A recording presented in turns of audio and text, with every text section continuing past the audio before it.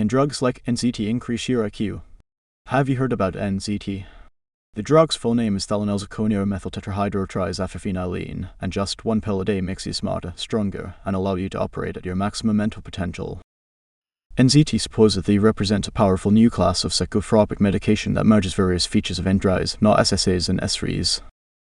NZT works, it is claimed, by maintaining high levels of 5-HT in the synapse while increasing norepinephrine and serotonin neurotransmission by blocking presynaptic alpha-2 adrenergic receptors, while at the same time blocking certain serotonin receptors.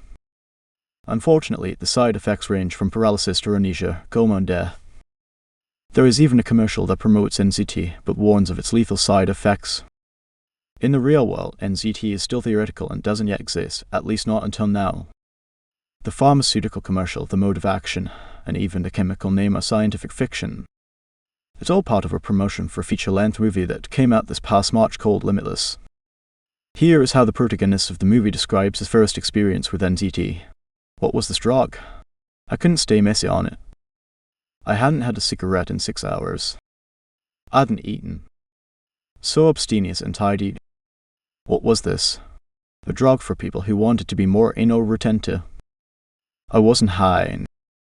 I wasn't wired. Just clear. I knew what I needed to do and how to do it. In a case of life imitating art, I realized after viewing this movie that I knew how to create and phytocannabinoid version of NZT based upon my research with cannabinoids, terpenoids, terpenes, and my oil-based lozenge delivery system. I also realized that the target for increased intelligence isn't 5-HT receptors, but C-bone receptors, which also regulate NDRIs, not SSAs and S3s. As a result, I have developed a soft lozenge that is rounded and flat, much like the NZT pill portrayed in the movie. And, as in the movie, there is a clear, motivational, non-impairing mental state that is created that tells you what you need to do and how to do it. However, unlike the movie version of NZT, this real-life version is composed exclusively of safe, non-toxic, brain-boosting cannabinoids, terpenoids, and terpenes. While I was in Canada, a breeder introduced me to a sparkling new sativa from South America that was very different from anything I have tried before or since. It seems that folks found this strain to be too strong and usually became paranoid or otherwise overstimulated. That was 8 years ago, and I've been breeding and experimenting with these extraordinary genetics ever since. Can a cannabis-based NZT really boost brain power? Back in 2000, I took a cognitive function test as part of a study conducted by Vincent de Quattro and D. Fac, professor of medicine at the University of Southern California and chief of hypertension service at Los Angeles County/USC Medical Center. After taking the brain function test and scoring in the 70th percentile, I was escorted to the roof of the medical center where I consumed some brain-boosting cannabis somewhat similar to the strain I have developed. When I returned, I was given a new cognitive function test. To everyone's stunned amazement, I scored in the 99th percentile on the second test, the first time such a high score had ever been recorded by the USC group. Tragically, Dr. de Quattro died a year later, and we were never able to follow up on this exciting research.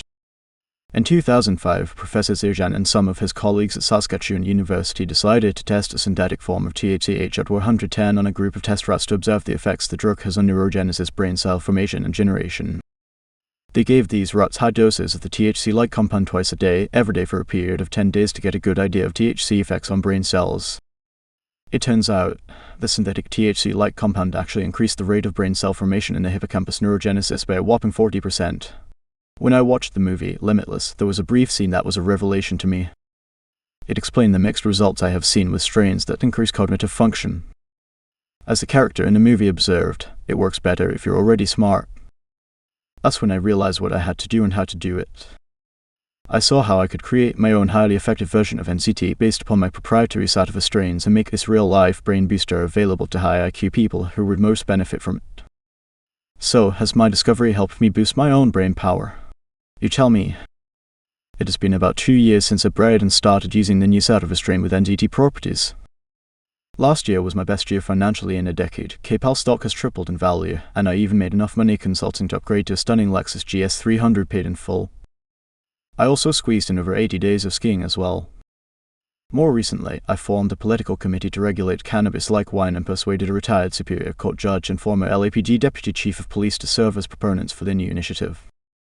Last week, articles about our initiative appeared in over 230 MSM sources, including The Washington Post, USA Today, CBS, ABC, Fox, LA Times, even Spanish, Indian and Chinese news stations. With the prospect of legally regulated cannabis sales after our victory in November 2012, I have begun to make serious plans for the development and distribution of my version of NZT as a legal and highly profitable licensing opportunity for KPAL and its shareholders.